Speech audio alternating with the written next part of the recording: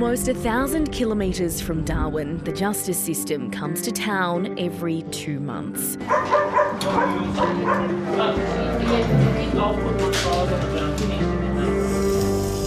A barbecue out the front, dogs wandering in and out, the Northern Territory's chief judge at a collapsible plastic table. This is Bush Court in Borroloola, and the ABC's cameras have been invited inside. I think we've got just over 80 files today, which is not a huge list for a Bush Court, but it is a fair amount of work. So we can't move to Catherine. On the surface, it's already completely different to the justice system in the city, but the bigger and more serious disparity is clear as soon as court starts. Your Honour, this matter has been referred to the Northern Territory Legal Aid Commission, and aid has been refused because they don't have an office that they service here in Borroloola. Additionally, most defendants in remote communities like Borroloola are represented by the North Australia Aboriginal Justice Agency. But if NAJA is already representing one side of a dispute, they can't represent the other, leaving the judge to tell defendant after defendant, there's no legal service for you. So it's a bit of a stalemate in relation to what's going to happen with your charges. In town, people who can't be represented by NAJA would be referred to legal aid. But here in Borroloola, where legal aid doesn't have an office, they're refusing to take on new matters. They say they don't have the funding to keep sending people out to remote communities. It means that some people who are facing serious charges are being left to either represent themselves or travel to Darwin or Catherine to access the justice system. Not all people in Borroloola has a job. You know, most of my family are on Centrelink payment, and that's not going to keep them going, you know, if they're going to be in Catherine or Darwin for a week for court.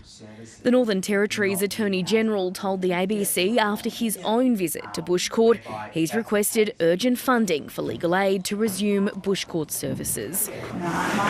For the NAJA teams and court staff, circuit trips are organised chaos, meeting new clients, taking their instructions and advocating, often through interpreters, at top speed, all while making sure everyone understands what's going on.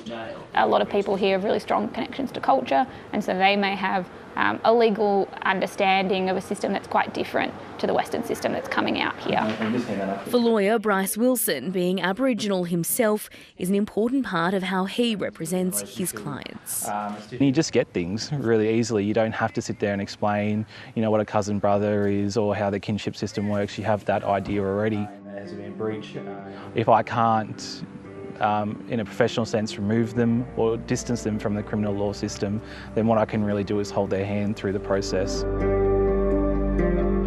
And it's a process that can take months. In communities, remoteness can make every aspect of justice just a little tougher.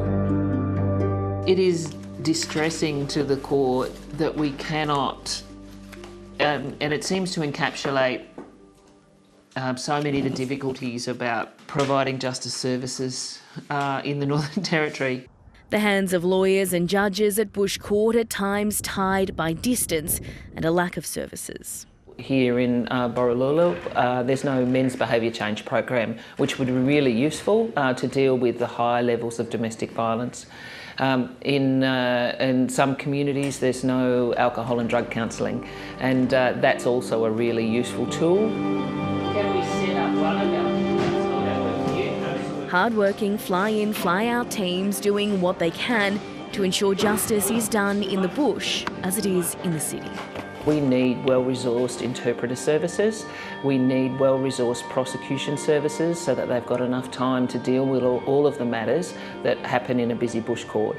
We need well-resourced legal aid agencies, at least 2, to manage conflict situations when a lawyer can't continue to act for somebody. Without all of those things, Bush Court's not able to operate. In Borroloola, Melissa Mackay, ABC News.